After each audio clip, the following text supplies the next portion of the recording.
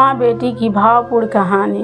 दो college friend, एक लड़का मुकुल और एक लड़की नेहा, वे एक दूसरे से प्यार करते थे और दोनों गरीब थे। दोनों ने ग्रेजुएशन ख़त्म करके अपने अपने प्यार का इजहार कर दिया था और शादी भी कर ली थी।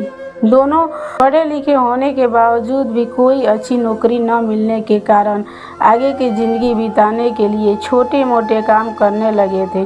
अच्छी नौकरी न होने की वजह से दोनों की ज़िंदगी बड़ी ही बदहाल गुजर रही थी, बल्कि कभी कभी तो दोनों को आधे पेट या फिर भूखे पेट भी सोना पड़ता था। ऐसे में वह लड़की कभी कभी जिस होटल में काम करती थी वहाँ से कुछ खाने की चीज़ें चुराया करती थी, मगर एक दिन पकड़ी गई और उसे वार्निंग देकर छोड़ दिया गया कि आगे से ऐसा न करे। दोनों की ज़िंदगी ऐसे ही गरीबी में कट रही थी, लेकिन भगवान मानो उनकी परीक्षा लेने पर तुला हुआ था। लड़की प्रेग्नेंट हो गई। उन दोनों को समझ में नहीं आ रहा था कि वह खुश हो या फिर दुखी। खैर, उनकी ज़िंदगी में खास कोई बदलाव नहीं हुआ और 9 महीने बाद उनके यहाँ एक बहुत सुंदर बेटी ने जन्म लिया। बेटी का नाम उन्होंने पीहू रखा। बेटी के जन्म के बाद दोनों माँ बाप खुश भी थे और उसके भविष्य के बारे में चिंतित भी। थोड़ी महीने ऐसे ही बीती, उनकी ज़िंदगी में ऐसे ही चलती जा रही थी, मगर एकाएक मुकुल का स्वभाव बदलने लगा। मुकुल नेहा को इग्नोर करने लगा। वह हर ऐसा चीज़ जो नेहा को बुरी लगती बेधड़क करता था। इतना ही नहीं, जब भी उसकी छोटी बच्ची रोती तो उसे चुप कराने के बजाय वह उस पर चिढ़ जाया करता था। नेहा ने यह भी नोटिस किया कि उसे आजकल बहुत दूसरे औरतों को फ़ोन आने लगे थे। उन दोनों में आए दिन झगड़े होते रहते थे और वह बढ़ते ही रहे। एक दिन ऐसा भी आया जब मुकुल ने माँ और बेटी दोनों को छोड़ दिया। नेहा मुकुल को अपने घर के दरवाजे पर खड़ी दूर जाते हुए देखती रही। उसकी आंखों में पानी था। अब नेहा पर दोहरी जिंदगी आ गई थी। उसे उसकी बच्ची को अकेले ही पाल पोस कर बड़ा करना था। माँ और बाप दोनों का प्यार देना था। वह अब पहले से भी ज़्यादा मेहनत करने लगी। अपनी बेटी की सभी आवश्यकताओं को हमेशा पूरा करने की कोशिश करती। कभी कभी वह खुद भूखे पेट सो जाती, मगर अपनी बेटी को भरपेट खिलाती थी। जहाँ भी माँ बाप की ज़रूरत होती है, स्कूल में, पिकनिक पर या ऐसे किसी भी मौके पर, वह हमेशा उसके लिए मौजूद रहती। ऐसे ही कई साल बीत गए। बच्ची भी थोड़ी बड़ी हो गई। नेहा अपनी मेहनत में कोई कमी नहीं करती थी, मगर फिर भी उसकी आर्थिक स्थिति बहुत ज़्यादा अच्छी नहीं थी। मगर एक दिन नेहा की किस्मत चमकी। उसे लॉटरी लग गई। उसने बड़ी ही समझदारी से उस पैसे को अपने नए बिजनेस में लगाया। बिजनेस भी चल पड़ा। अब नेहा हर महीने बहुत ही अच्छी रकम कमाने लगी थी। पीहू अब 10 साल की हो गई थी। पीहू को एक दिन अपने घर में खेलते खेलते एक तस्वीर मिली, जिसमें नेहा और मुकुल अपने नवजात बच्ची पीहू को गोद में पकड़ी हुई थी। तो पता चल गया कि यह जरूर उसके पापा हैं। पीहू ने अपने पापा के बारे में अब नेहा से पूछना चालू कर दिया, लेकिन नेहा उसे टाल दिया करती थी। लेकिन उसके बहुत पूछने के बाद नेहा ने उसे कह दिया कि उसके पापा मर गए हैं। देखा जाए तो नेहा के लिए मुकुल जीते जी मर ही चुका था। पीहू बड़ी होशियार थी। उसने अपने दोस्तों के साथ में लिया और उस फोटो की मदद से जांच पड़ताल करते करते बड़ी ही मुसीबत के बाद आखिरकार अपने बाप तक पहुंच ही गई। 3-4 महीने बाद नेहा को पता चला कि पीहू अपने बाप से बातें करती है और वह उसके टच में है। नेहा को यह बात बिल्कुल भी पसंद नहीं आई। उसने पीहू को बताया कि उसके पापा ने उसके साथ क्या किया था। कुछ महीने बीत गए।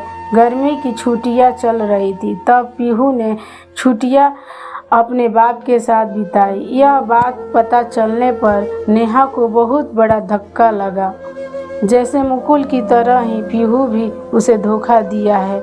जब पीहू घर लौटकर आई तो नेहा ने पीहू से बहुत बड़ा झगड़ा किया। उसने कहा कि तुम भी तुम्हारे बाप की तरह ही धोखेबाज निकली। मैंने तुम्हारे लिए क्या कुछ नहीं किया और तुमने मुझे यह सिला दिया। मैं तुमसे और तुम्हारे बाप से नफरत करती हूँ।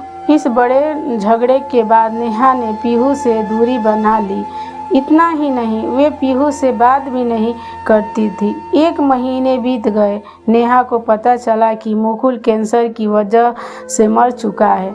नेहा को इस बात का थोड़ा भी अफसोस या दुख नहीं हुआ, मगर वह जानती थी कि पीहू दुख में डूबी हुई थी।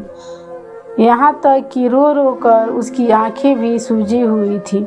नेहा ने सोचा कि काश पीहू मेरे मरने के बाद भी इतनी ही दुखी हो। एक दिन नेहा सोफे पर बैठ शांति से टीवी देख रही थी कि अचानक पीहू वहाँ पर आई। उसके हाथ में एक चिट्ठी थी।